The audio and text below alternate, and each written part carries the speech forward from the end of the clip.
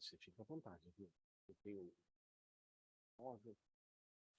Bom, boa noite a todas e a todos.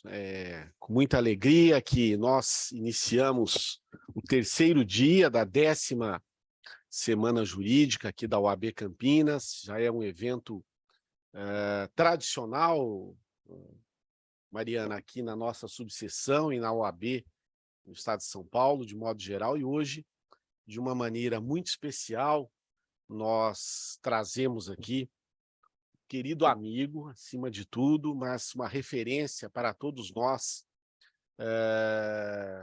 no direito civil, no direito imobiliário, nas questões de tabelionato, que é o doutor Carlos Fernando Brasil Chaves. Se eu fosse ler o currículo do Carlos, eu ficaria aqui pelo menos até lá para as 8h30. Mas por uma formalidade, Carlos, eu tenho que apresentá-lo aqui. O Carlos é tabelião aqui do 7º tabelionato, mestre e doutor em Direito Civil pela PUC São Paulo, professor, ou seja, tem toda a autoridade para falar aqui para todos nós nesta noite. E eu queria, Carlos, em nome da diretoria da subseção, agradecer a sua presença. Dizer que é uma honra para nós recebê-lo aqui, sinta-se em casa e que possamos ter outras oportunidades. É sempre uma alegria muito grande. Também agradecer a presença dos senhores, das senhoras, daqueles que estão eventualmente nos acompanhando à distância, e também, Andressa, em seu nome, agradecer a todos e a todas as colaboradoras aqui da subseção, a Andressa, a Valéria, a Miriam, a Carol, são valiosíssimas, né? Sem elas, nós não conseguiríamos, né, Mariana, realizar todos esses eventos. Portanto, sem maiores delongas, eu vou passar a palavra rapidamente aqui para minha querida amiga, Mariana Baroni, que é diretora aqui da Escola Superior da Advocacia, tem feito também vários cursos, eventos, pós-graduações, para que ela possa dar aqui um recado, né? E logo em seguida, Carlos, passar a palavra a você, que certamente irá acrescer muito nesta noite para todos nós. Boa noite a todos e a todas. Quero começar agradecendo a oportunidade, o convite feito pela diretoria para estar aqui, dizer que é um prazer, parabenizá-los por todo o trabalho, pelo primoroso trabalho que a diretoria tem feito à frente da OAB. Não é fácil estar à frente de uma subseção do tamanho da nossa subseção da OAB de Campinas, quase 13.700 advogados, e conduzir esse trabalho com o profissionalismo que vocês fazem, com a dedicação que vocês têm, né? Se vocês vierem aqui no nosso prédio, vocês verão que a diretoria está aqui todos os dias, sem exceção. É uma alegria para mim, me sinto muito representada por vocês e quero, então, em nome de todos, de toda a advocacia de Campinas, agradecê-los e, mais uma vez, parabenizá-los e também agradecer a confiança de estar à frente da Escola Superior da Advocacia, que é uma grande responsabilidade para mim, e estar à frente também da presidência da Comissão de Direito Civil da OAB de Campinas, dizendo que é uma honra poder aprender com vocês todos os dias. Muitíssimo obrigada. Quero aproveitar, fazer um convite para que todos vocês conheçam o site da ESA Campinas, as redes sociais da ESA Campinas. A ESA é um braço da OAB. Nós temos aqui a junção das vantagens, de algumas vantagens. Então, nós não somos uma empresa, portanto, não precisamos ter o lucro que uma empresa precisa apresentar, de modo que os nossos cursos conseguem ter preços muito acessíveis aos advogados. Mas, por sua vez, uma outra vantagem que nós temos é que, por sermos um braço da OAB, nós carregamos o selo ESA OAB, que isso permite que nós possamos trazer professores renomados do Brasil inteiro a esse custo baixíssimo, com o selo OAB-ESA, para todos os advogados. Nós teremos, só nesse segundo semestre, 20 cursos de extensão de todas as áreas do direito. Portanto, convido todos os senhores a conhecerem as redes sociais da ESA Campinas, onde nós postamos lá todas as informações. Nós fechamos um convênio agora que tem mais uma facilidade, que é a possibilidade do uso do valor que os senhores pagam a título de anuidade como crédito para ser usado na ESA. Ou seja, os senhores pagaram, então, R$ 900 de anuidade da OAB, os senhores conseguem converter esse valor integralmente em cursos na ESA Campinas. Fazendo aqui mais um convite, nós estamos com as inscrições abertas da pós-graduação. A pós-graduação em Família e Sucessões começou na última sexta-feira, e nós estamos com as inscrições abertas até a sexta-feira que vem. Esse curso, ele é inteiramente presencial, ele acontece quinzenalmente, à sexta-noite, sábado pela manhã. Temos professores, de novo, renomados, que fazem a doutrina e a jurisprudência em direito de família no Brasil. Estão aqui na nossa sede, nessa estrutura maravilhosa que os senhores podem ver e perceber, pelo custo de apenas R$ 385 por mês. Vocês usam os créditos, esse crédito é abatido, ele é dissolvido nas parcelas e os senhores pagam uma parcela menor. Como a pós-graduação começou no meio do ano, os senhores vão conseguir usar o crédito agora, o crédito o ano que vem e o crédito no outro ano, de modo que, se pagarem a anuidade do mesmo valor do que eu pago, R$ 870, os senhores, ao final da pós-graduação, terão abatido quase 9 parcelas das 24, o que significa que terão abatido 1/3 da pós-graduação. Não precisarão pagar 1/3 da pós-graduação. Então, faço o convite para que os senhores venham conhecer a ESA, venham conhecer a pós-graduação e que também façam as sugestões dos cursos e das temáticas que os senhores desejarem. Aproveito para agradecer também o nosso palestrante pela disponibilidade, por reservar um espacinho da sua concorrida agenda para estar aqui conosco e para tratar de um tema tão importante para a advocacia, para o dia a dia, essa questão que nós discutíamos agora ali, enquanto aguardávamos que os senhores se acomodassem, que é essa questão da adjudicação compulsória, mas mais do que a adjudicação compulsória, a instrumentalização da adjudicação compulsória. Por quê? O advogado, ele precisa ser, muitas vezes, criativo, a gente sabe. Mas não dá para a gente inventar história, a gente precisa ser criativo com o mínimo de escopo, o mínimo de base jurídica. Esse diálogo entre cartório e advogado é imprescindível para que a gente possa fazer essas invenções, se é que eu posso assim chamar, com segurança jurídica. E a ideia da palestra do professor, vou chamá-lo de professor Carlos aqui, é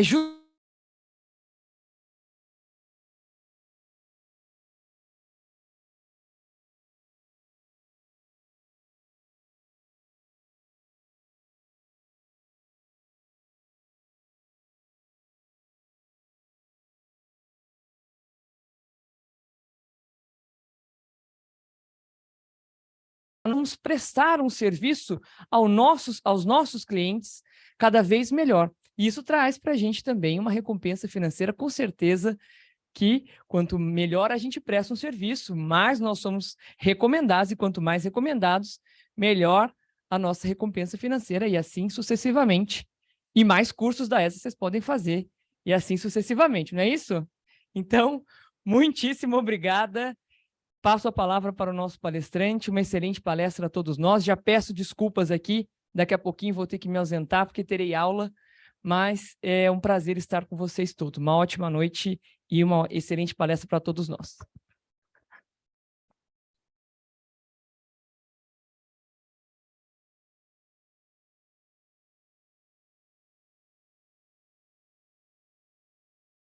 Boa noite a todos.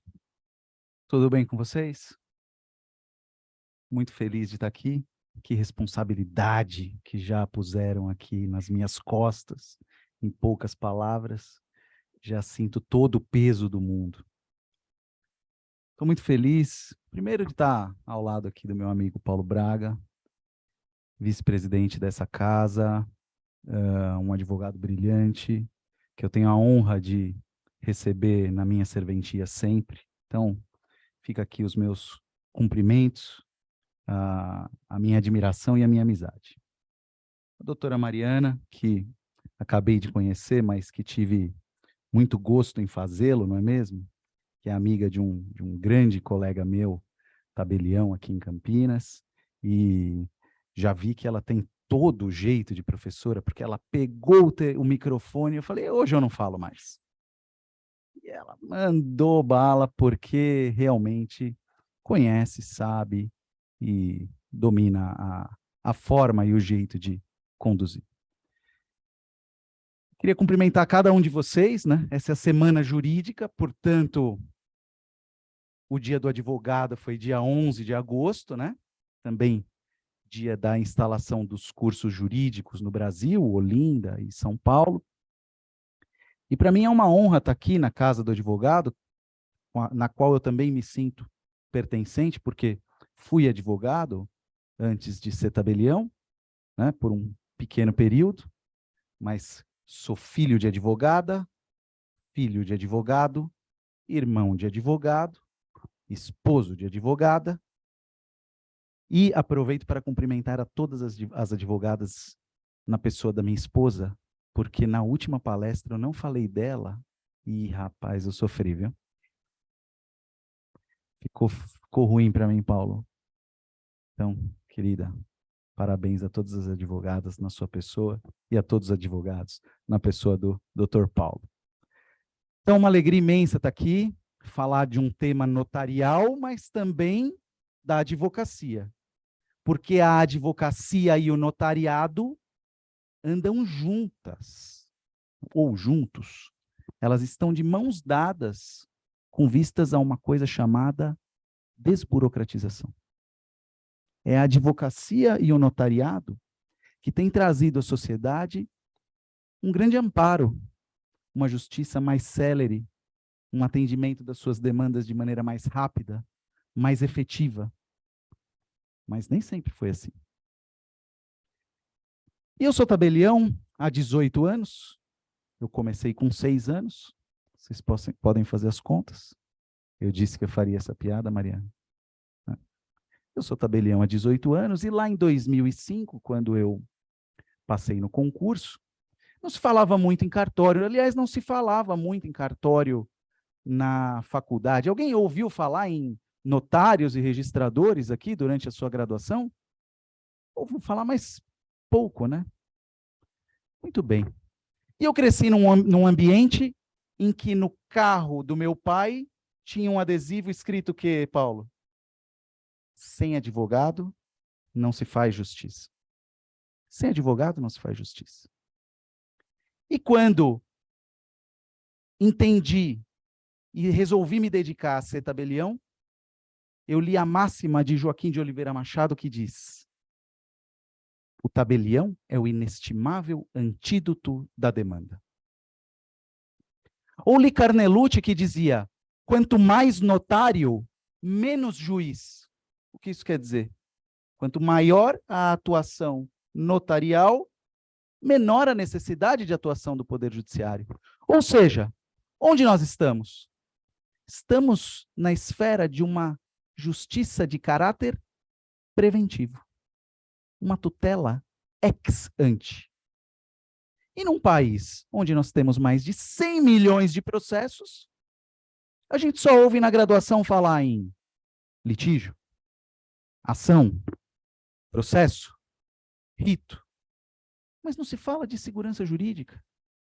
Agora que começamos a ter um olhar mais para conciliação, para mediação, para segurança anterior, o divórcio é extrajudicial, a separação é extrajudicial, o inventário é extrajudicial.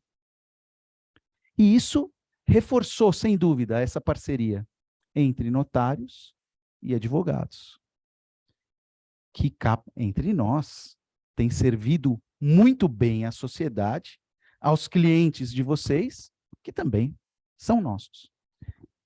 Vou pedir licença, se posso levantar para falar?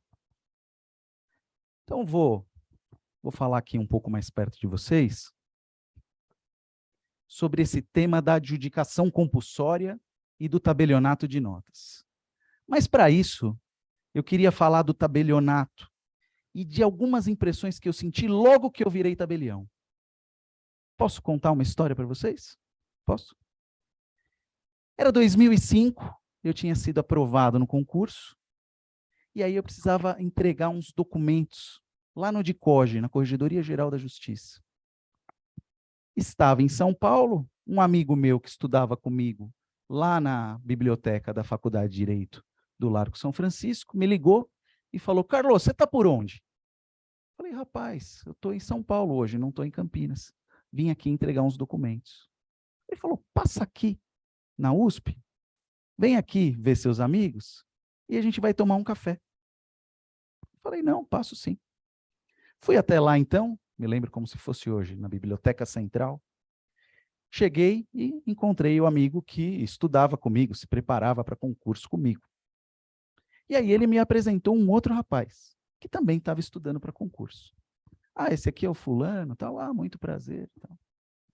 E eu tinha acabado de passar no concurso, confesso a vocês, eu não estava cabendo no terno. Não é diferente agora. Minha mulher sabe. Não é diferente agora. Mas eu estava muito orgulhoso.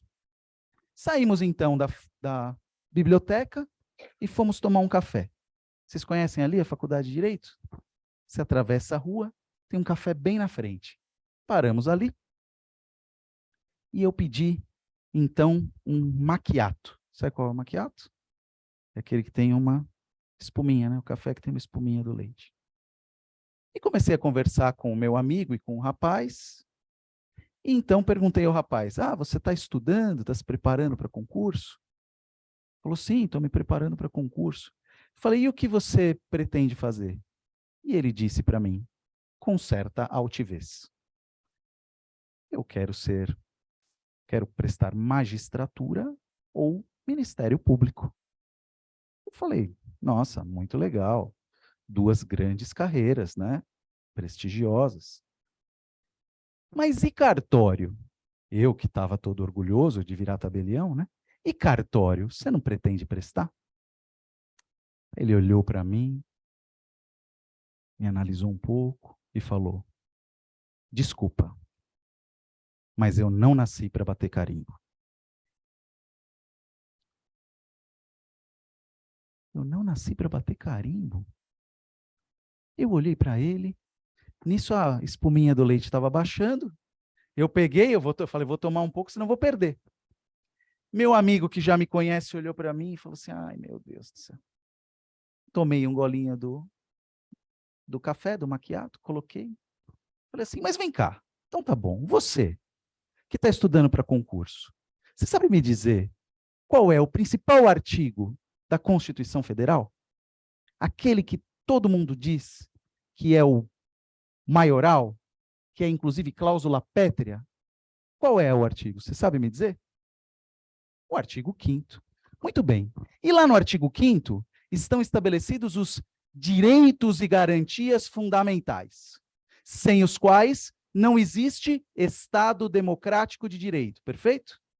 Tá bom. Falei: você sabe me dizer, no artigo 5º, caput, só tem 5 direitos e garantias fundamentais. Você sabe me dizer quais são? Ele falou: o direito... Começou a lembrar. Alguém lembra? O direito à vida. Que mais? Liberdade. Que mais? Que mais? Educação? Não. Vida, liberdade, moradia? Não. Vida, liberdade, igualdade, segurança e propriedade. Vida, liberdade, igualdade, segurança e propriedade resolveu o legislador constitucional estabelecer no caput do artigo 5º. E você sabe quem, por acaso, efetiva no Brasil o direito de propriedade? Falei, pois é, o sistema notarial e de registro. Falei, mas se cartório não fosse importante, será que ele participaria tanto assim da vida das pessoas? Vamos pensar. Quando a gente nasce, cartório. Aí a gente cresce um pouco, quer fazer montar uma empresa ou trabalhar, emancipação, cartório. Pela emancipação a gente adquire o quê? Capacidade civil, não é? Essa capacidade que a gente adquiriu, a gente logo perde ali na frente por meio de uma coisa chamada casamento, óbvio. Casamento, cartório. Quem casa, quer casa. A escritura pública é da essência do ato, cartório. Aí a pessoa recobra a consciência e então divorcia. Agora, cartório. Tem filhos? Registra, cartório. Quer que o filho tenha uma propriedade? Doação, cartório. Vai chegando mais perto do fim, quer dispor sobre os seus bens para depois da morte. Testamento, cartório. Morre, cartório. E depois da morte, até depois da morte, tem que fazer o inventário, que pode ser cartório. Falei, então, pera um pouquinho. Será mesmo que uma instituição que participa dos principais momentos da vida, será que ela realmente é uma instituição que só serve para bater carimbo? E aí, eu comecei a falar ainda para ele sobre a fiscalização tributária que os cartórios realizam, sobre a questão da segurança jurídica, da prudência notarial, da proteção ao direito de propriedade. O meu outro amigo falou, chega, né? Vamos embora. Você tem que entregar os documentos, né, Carlos? Você lembra? Você tem que entregar os documentos. E então eu parei. De lá para cá, eu vi e acompanhei uma revolução. Em 2007, a Lei 11.441. A Lei 11.441, de 4 de janeiro de 2007, deu aos notários e aos advogados a oportunidade de mostrar para o Poder Judiciário que podia fazer e que podia fazer melhor, e que podia fazer mais rápido, e que podia fazer mais barato, e que podia fazer com a mesma segurança. Com a mesma. E aí tivemos, então, separação, divórcio, inventário. E lá em 2005, eu ouvia falar de um instrumento, quando eu me preparava para o concurso, chamado ata notarial. E confesso a vocês, eu estudava como esse outro meu amigo, para magistratura, para o MP, para a procuradoria, e eu não tinha ouvido falar de ata notarial. E ele era um instrumento pouco divulgado. Pouco divulgado.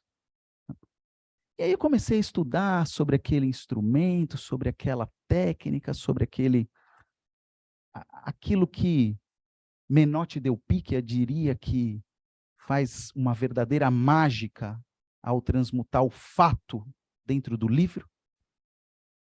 E aí comecei a estudar aquilo e ocorreu uma situação muito importante na minha vida com a ata notarial. Posso contar outra história? Minha mulher já fala, de novo, não. Posso contar outra história? Era 2004, eu me preparava para o concurso. Fui fazer um concurso no Mato Grosso do Sul, segunda fase. A segunda fase tem prova dissertativa, uma dissertação, questões dissertativas e uma peça prática. A questão da peça prática era assim: um casal comparece ao cartório dizendo que possui uma convivência pública, contínua e duradoura com o objetivo de constituição de família. e deseja, para fins de repercussão no INSS, realizar um ato notarial. Lavre o ato notarial competente ou faça uma justificativa de devolução. Eu olhei aquela questão e falei, bom, a gente tem as chamadas escrituras de união estável. União estável. Mas aí eu pensei, poxa vida, o problema está dizendo aqui, ó, para fins de repercussão junto ao INSS. Então, este ato que eu vou praticar vai ter uma repercussão econômica para o Estado, inclusive. Falei, então eu vou fazer um outro documento. Vou fazer um documento com maior constatação e segurança jurídica. E resolvi, depois vocês vão ver se é certo ou errado, resolvi fazer uma ata notarial. E fiz uma ata notarial onde eu dizia que eu comprovava que a convivência deles era pública, contínua e duradoura, porque eu comparecia ao seio social em que eles estavam. Eu conversava com a vizinhança, que eles tinham o objetivo de constituição de família. E todos os requisitos do artigo 1723 e seguintes, eu coloquei naquela minha ata. Saí da prova e era uníssono no pátio. Escritura de declaração, né? Escritura de declaração. Escritura de declaração. O que você fez? Ah, fiz escritura de declaração. E você? Escritura de declaração. Meu irmão tinha ido comigo e me pegou na porta da faculdade. Meu irmão é procurador. Falou, e aí, Carlos, como é que você foi? Falei, rapaz, não sei, porque eu fiz um negócio diferente de todo mundo. Eu fiz uma ata notarial. E todo mundo está falando que é uma escritura de declaração. Aí o meu irmão, que é um cara muito crítico, começou a me chamar de ata notarial. Então ele chegava e falava assim, ô ata notarial, você já tomou banho? Ô ata notarial, vamos almoçar? Ô ata notarial, pega suas coisas aí, porque a gente precisa ir embora. E assim ele ficou me perturbando o dia inteiro, ata notarial, ata notarial, ata notarial. Chegou no fim da tarde, a gente foi tomar uma Coca-Cola num barzinho que tinha lá no Mato Grosso do Sul. E brindamos com aquela garrafa verde da Coca-Cola, né? E brindamos, e ele disse, a ata notarial.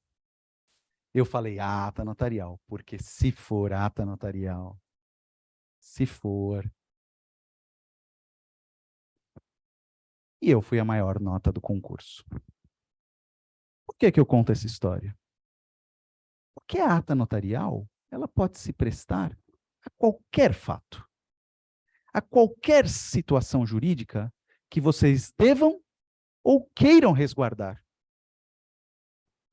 Falávamos ali na antessala, precisamos fazer uma oficina sobre ata notarial para dizer o que a ata notarial pode fazer. E eu disse, é melhor a gente dizer o que ela não pode, porque ela pode praticamente tudo. Então vejam o poder desse instrumento, que poucos conheciam. E aí, então,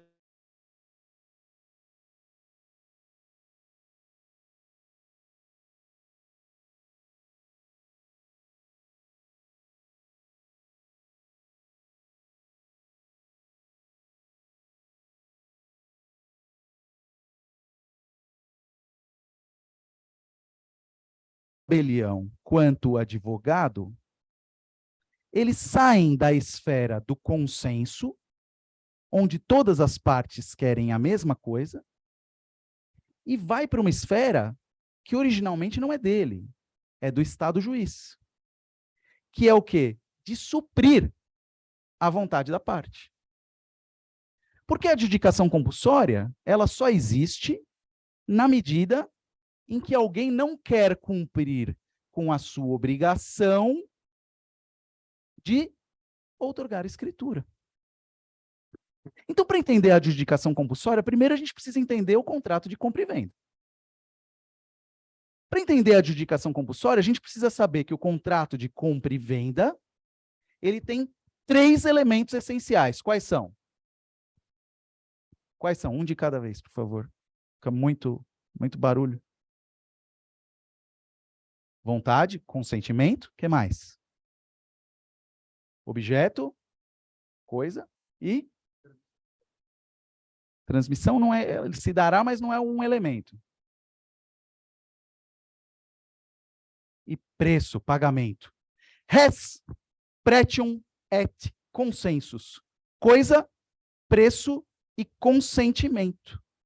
Esses são os 3 elementos essenciais da compra e venda. Aposto que um monte de gente fez compra e venda aqui hoje. De várias naturezas. Comprou uma água, comprou pãozinho, comprou a refeição. Várias naturezas. Comprou um serviço. E sempre os 3 elementos estavam presentes. A coisa, o objeto da transação, o preço pago por ela, porque se não houver preço, compra e venda não é, e o consentimento das partes. Ele quer vender, eu quero comprar. Mas vocês lembram que eu falei que, explicando lá para aquele meu amigo que achou que cartório era só bater carimbo, que eu perguntei a ele quais eram os direitos e garantias fundamentais? E a gente falou o quê? Vida, liberdade, igualdade, segurança e propriedade. A propriedade não é qualquer coisa. Não é qualquer direito. É um direito e garantia fundamental, sem a qual não existe Estado democrático de direito. Ora, então é natural que o legislador preveja uma situação mais rigorosa para que se efetive e que se dê proteção ao direito de propriedade. Portanto, além dos 3 elementos essenciais do contrato de compra e venda, coisa, preço e consentimento, é exigido um 4º elemento.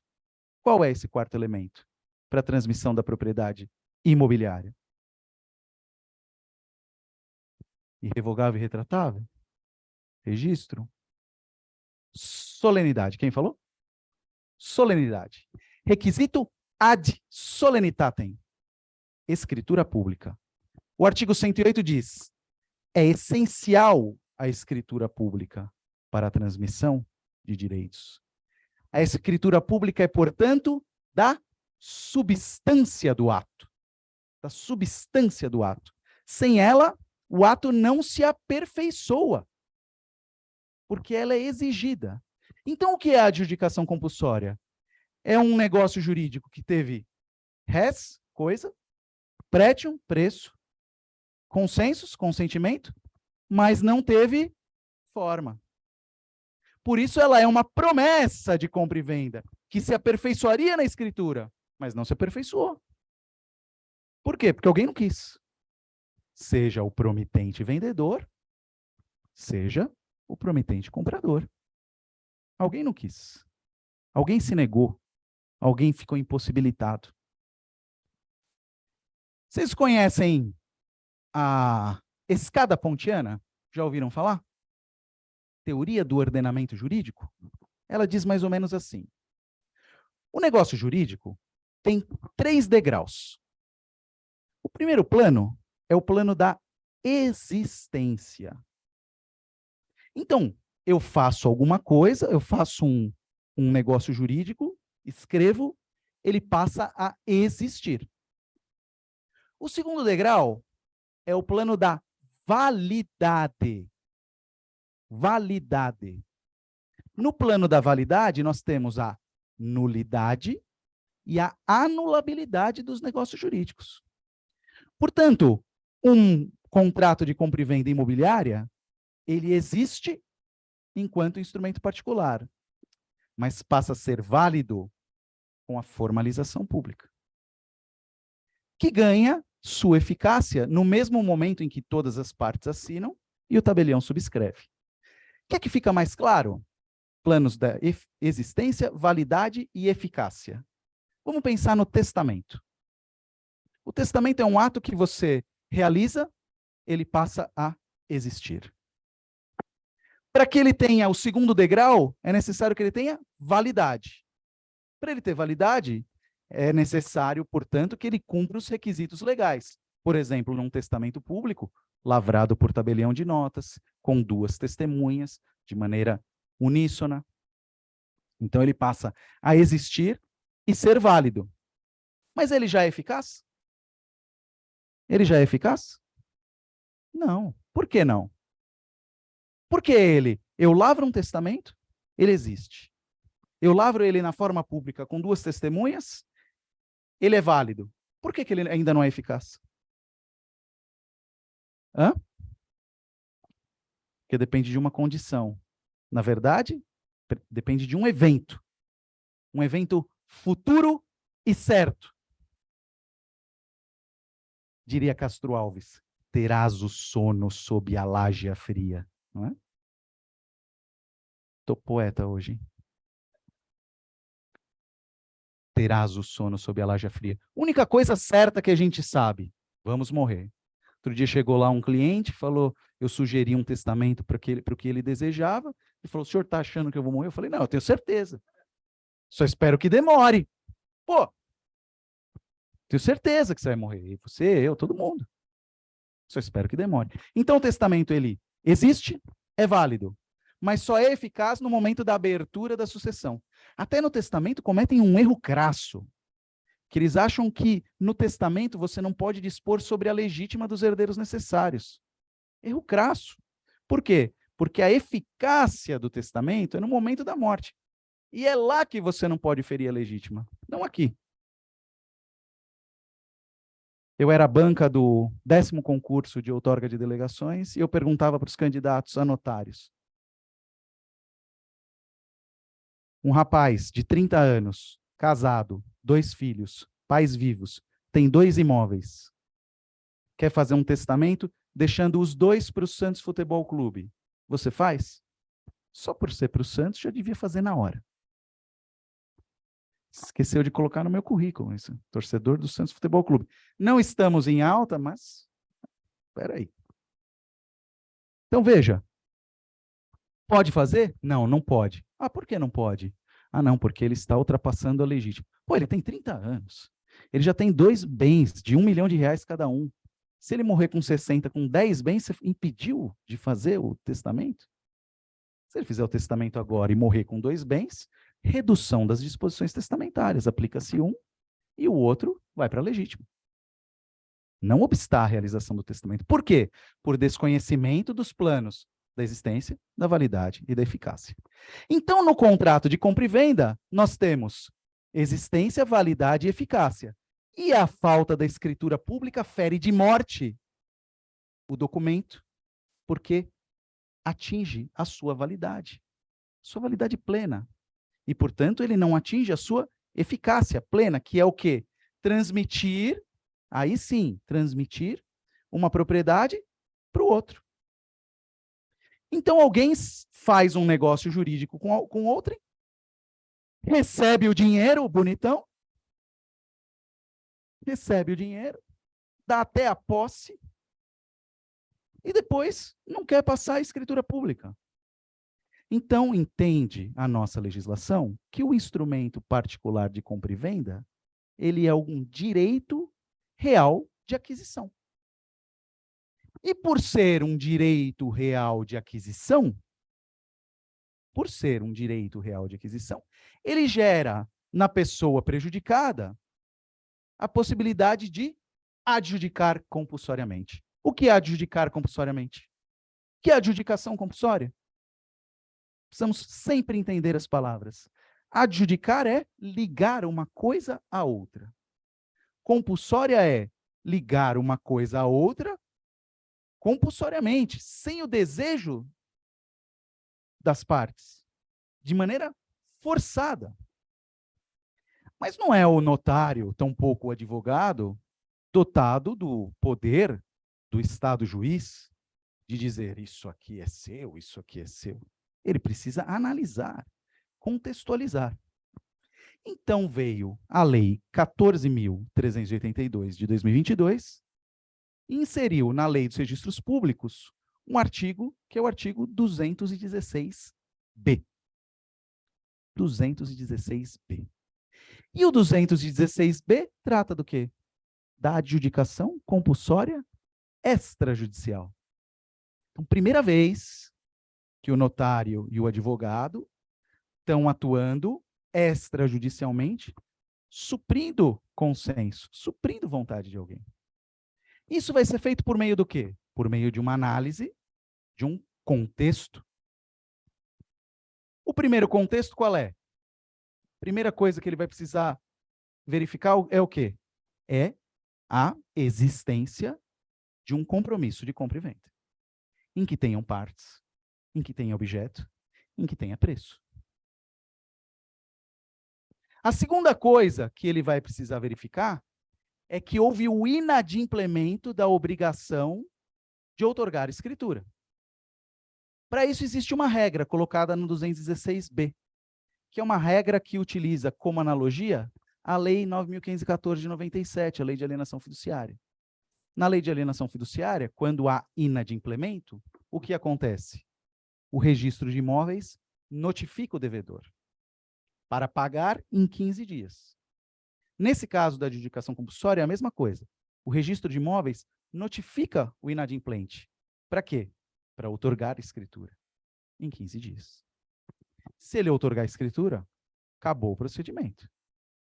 Se ele não outorgar em 15 dias, fica comprovado o inadimplemento. E o terceiro requisito, porém principal, é a ata notarial. E aí houve uma discussão que tem cabimento. Onde começa o procedimento de adjudicação compulsória extrajudicial? Aí os registradores, não, começa no registro de imóveis, porque nós que notificamos. Aí os tabeliães, não, começa com o tabelião, porque nós que fazemos a ata. Aí começa mesmo com o advogado, né? Porque a parte vai lá, pede para o advogado tomar as providências, e o advogado vai, então, receber o problema das partes, identificar na legislação qual é o melhor caminho para atingir aquele objetivo do seu cliente, que nesse caso é obter para si a propriedade, e vai, então, adotar os procedimentos cabíveis. Nesse caso, a adjudicação compulsória extrajudicial. E aí ele pode fazer dois caminhos. Ou ele pode ir no registro de imóveis, pedir para notificar, ou ele pode ir no tabelião, pedir para lavrar a ata. O tabelião, para lavrar a ata, ele primeiro não precisava nem da lei. Vocês viram o exemplo que eu dei lá do meu concurso? A ata nada mais é do que a comprovação sensível de um ato ou um fato submetido ao crivo do tabelião. Essa é a ata notarial. Um ato ou um fato submetido ao crivo do tabelião. Qualquer ato ou fato. A adjudicação compulsória vem e estabelece, olha, o tabelião vai comprovar esse fato para este fim. Então, essa ata precisa ter alguns elementos. Quais são os elementos? Primeiro, o tabelião deve verificar que existe o instrumento particular de promessa de compra e venda. Então, o advogado deve levar ao tabelião de notas o instrumento de compra e venda. E aí, uma coisa importante que a gente conversou, estava conversando lá na sala, Paulo. O tabelião ele tem que ter a experiência e a sensibilidade de verificar a rigidez daquele documento. Se não é um documento montado, fraudado. Imaginem só as pessoas começarem a fabricar compromissos de compra e venda com o fim de levar à adjudicação compulsória. Então, o notário ele tem a sensibilidade de verificar a data, se teve reconhecimento de firma naquele momento, o tipo de papel que está sendo apresentado para ele ali, até os dizeres que na época eram utilizados e que hoje não são mais. Então, o notário vai ter a sensibilidade de verificar a rigidez daquele documento apresentado. E, por meio da ata, ele vai cumprir com o requisito de validade, que é a forma. Nesse caso, não a escritura pública, porque não há o consenso das partes, mas a ata notarial constatando aquilo que foi submetido ao seu crivo. O artigo 6º da Lei 8.935 diz que são 3 as competências dos notários. A primeira, formalizar juridicamente a vontade das partes. É o caso? Ele vai formalizar juridicamente a vontade das partes? Não, não é o caso. O inciso 2 diz: intervir nos atos e negócios a que as partes devam ou queiram dar forma legal. Intervir nos atos e negócios a que as partes devam ou queiram dar forma legal. É o caso? É o caso. Ele tem um ato que não foi dado forma legal, ele leva ao tabelião, que consubstancia por meio da ata e cumpre com o requisito de validade. Então, ele verifica o instrumento, ele verifica o pagamento do preço, porque não adianta você ter um contrato com alguém e não pagar. O contrato de compra e venda só se aperfeiçoa mediante pagamento do preço. Se você paga o preço, você tem o direito real de aquisição. Se você não paga, não. E aí o tabelião irá comprovar esse pagamento. Por meio do quê? Sei lá. Pode ser pela apresentação de um depósito feito na época. Pode ser por meio de conversas de WhatsApp. Pode ser por meio de e-mails trocados entre as partes. Pode ser por meio de um cheque administrativo cuja cópia ele apresenta ao notário, mas ele precisa comprovar o pagamento. E aí você tem, então, o instrumento. Você descreve o objeto. Você tem as partes e você tem o preço. Se as partes estivessem presentes, você teria a escritura. Mas uma das partes não está presente. Então, a outra coisa que a ata precisa constatar é o quê? O inadimplemento da obrigação de cumprir com o requisito de forma. Compromisso particular que vocês vão fazer. Fez o compromisso particular? Tem que constar uma cláusula em que diga que é estabelecido um prazo após o pagamento para a outorga da escritura definitiva. E que, uma vez não outorgada a escritura definitiva dentro do prazo estabelecido no contrato, dá ao prejudicado o direito de adjudicar compulsoriamente, inclusive extrajudicialmente. Então, essa cláusula vocês têm que colocar a partir de agora no compromisso de compra e venda de vocês. Prazo para outorgar a escritura. Se quiser colocar uma cláusula lá no 7º tabelião de notas de Campinas, pode colocar também. Hein, Paulo? Estou aqui, né? Vou fazer meu merchan. Teve o merchan da ESA, por que eu não posso fazer o meu? Né? Então, coloca lá que a escritura será outorgada no 7º tabelião de notas de Campinas. E, se, eventualmente, não comparecer 15 dias após o pagamento do preço, ou recusar-se a outorgar a escritura, dá ao prejudicado o direito de adjudicar compulsoriamente. Isso no contrato, o lapso temporal comprova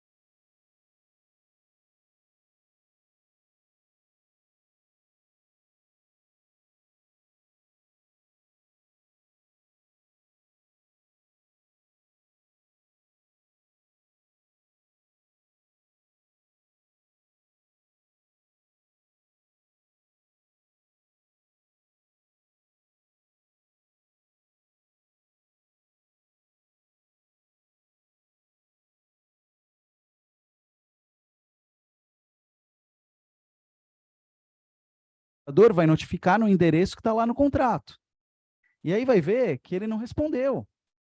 E aí o registrador vai ver que tem o contrato, que tem o pagamento do preço, que tem a prova do inadimplemento da obrigação, que tem a ata notarial, que ele foi notificado em 15 dias e não respondeu, que tem ITBI, que tem certidões judiciais que dizem que não há lide e que tem procuração. Ele é obrigado a registrar. Não é uma opção do registrador. O 216B não deixou a critério do registrador registrar ou não. Ele estabeleceu, na presença desses elementos, o registrador registrará, o oficial registrará a adjudicação compulsória. Então, a adjudicação compulsória é justamente para isso. Se as partes comparecerem, escritura pública. Não compareceu, o notário comprova o inadimplemento da obrigação de comparecer, não de pagar. De pagar tem que estar ok. Pois não.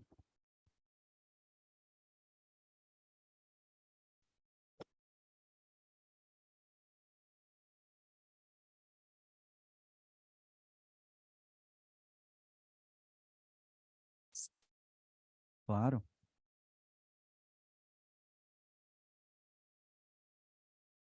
Sim. Quando eu entrei na atividade, havia uma máxima. Uma escritura só se retifica por outra. Essa máxima foi substituída por um tipo de ata chamada ata notarial de subsanação. A ata notarial de subsanação, ela destina-se essencialmente à correção de erros materiais havidos em instrumentos notariais. Então, a ata tem esse escopo. A ata não pode, nem a escritura de retificação, nem a ata de subsanação são aptas a alterar elementos essenciais da compra e venda. Não vai mudar parte, não vai mudar objeto, tampouco o preço. Tem gente que se arrepende, né? Faz o negócio e fala, eu vou pagar muito lucro imobiliário. Não dá para você fazer uma ata ou retificar o ato para dizer que o valor foi... Não, não dá. Declarou sob sua responsabilidade civil e criminal. Então, a ata de subsanação é excelente instrumento para essa correção de erros materiais nos atos notariais. Pois não.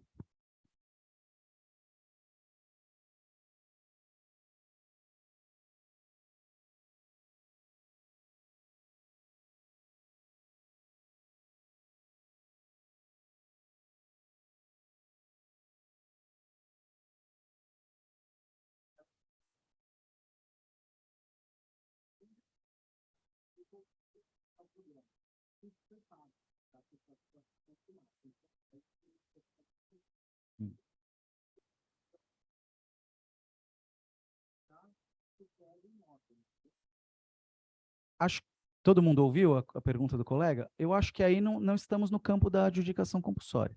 Estamos no campo da resolução do contrato, de uma condição resolutiva.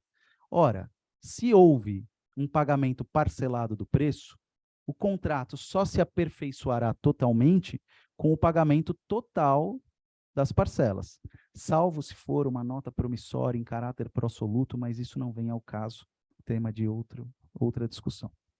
Mas, havendo uma condição resolutiva e não foi pago a totalidade do preço, deve-se obter a resolução do contrato. O prejudicado ele tem duas opções, artigos 474 e 475 do Código Civil. Ele pode ou pedir o pagamento, exigir o pagamento em juízo daquilo que falta, ou exigir a resolução do contrato mais perdas e danos. Se ele exigir a resolução do contrato, ele vai exigir não só o que já foi pago, como mais perdas e danos sobre o contrato que foi desfeito. Então, aí não estaríamos no campo da adjudicação compulsória, porque não tem pagamento do preço. Veja como é essencial tudo que a gente falou aqui, né? Olha, a ata vai ter que constatar que a pessoa pagou, porque o preço é elemento essencial da compra e venda. Então, se não há comprovação do pagamento do preço, não será possível uma adjudicação compulsória extrajudicial. Porque aí vai precisar ser o quê? Instrumento de prova, e o juiz vai ter que analisar provas, testemunhas, etc., para chegar a uma resolução se houve ou não pagamento do preço. Mas aí, nesse caso, estamos no campo da condição resolutiva dos contratos. Se o valor já deu, se ele pagou tudo,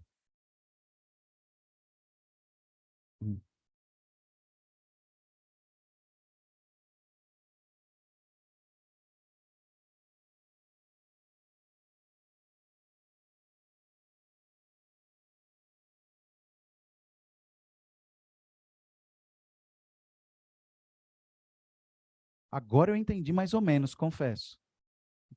Foram muitos elementos aí, né? Mas, assim, correção de valores, isso aí não vem ao caso. Se não pagou, resolução do contrato, mais perdas e danos. Ou exigir o cumprimento, mais perdas e danos.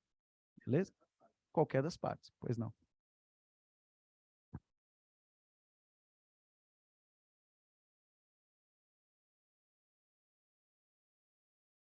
Tributariamente, a responsabilidade pelo recolhimento do ITBI é do comprador.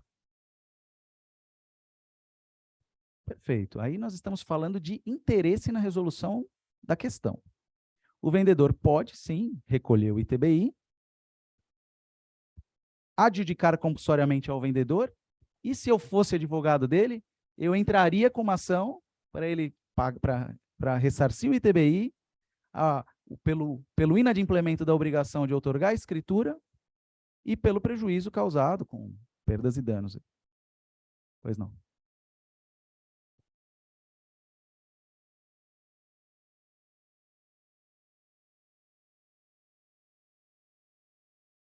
O acessório segue o principal.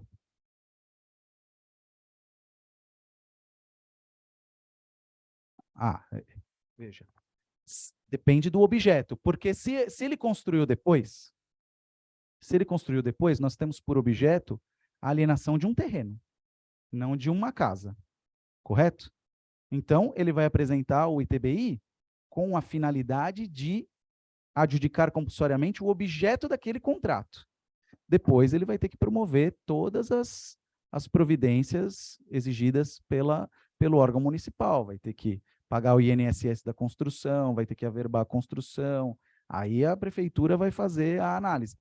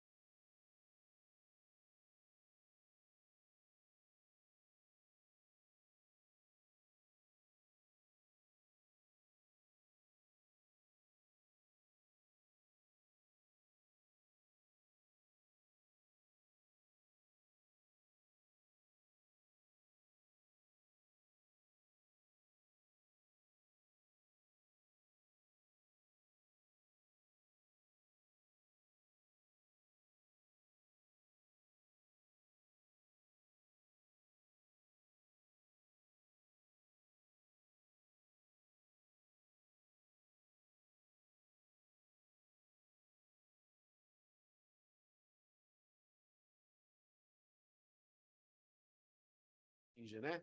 É a história que se aprende. Mas muito obrigado. Eu, só antes de terminar, eu gostaria, vamos fazer o sorteio aqui, né, Carlos, de uma bolsa de 50% para curso de pós-graduação e uma outra de 100%. No ProOrdem, que é um dos nossos patrocinadores aqui, estão sempre juntos conosco. Andressa, qual que é o critério de sorteio?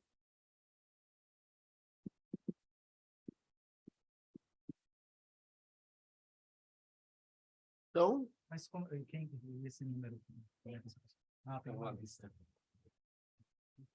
Então, por favor, podemos, Carlos? Claro, e eu vou constatar por ata se está correto. Podemos que exatamente. Andressa, então, com cuidado, que o tabelião está aqui, de repente.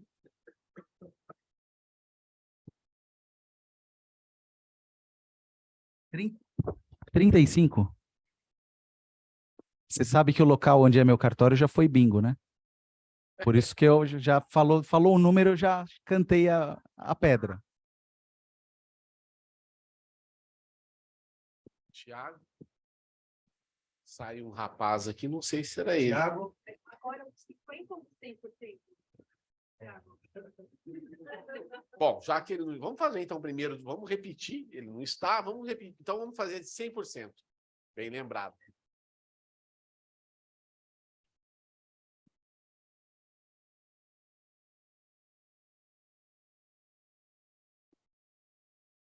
Vamos. 13.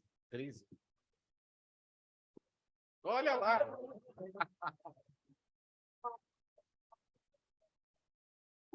Ela não reclamou à toa, né? Vocês viram?